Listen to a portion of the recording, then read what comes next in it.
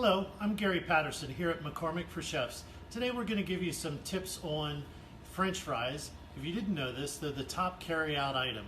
And we want to give you some tips to make them taste great, delight your customers, and make sure that they survive that home delivery. There's some key tricks to get them to where they're crispy golden and hold their heat as well.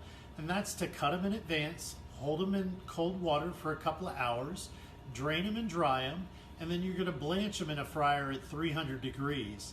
Once that's done, you'll pull them up, heat the fryer further to 400 degrees, and then give them that second frying. That's what gets them crispy golden and hot.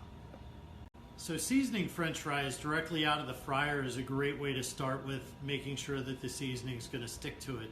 Traditionally, salt and pepper is used, but there's like more innovative seasonings that you can use. One of my favorites is smoked paprika. It gives that smoky oak from the peppers being smoked. You can add a little bit of heat and a similar characteristic with Chipotle.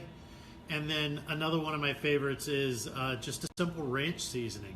But some of the less traditional might be the Frank's seasoning, which just launched last year. It's got all of those flavors that you would expect in Buffalo. And then if you're doing regional specials, Old Bay is a great one in the Delmarva area.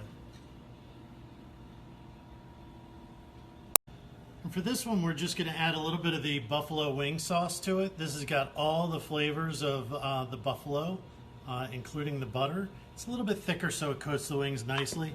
And again, just 1 tablespoon added to the ketchup is going to give it a nice fiery flavor.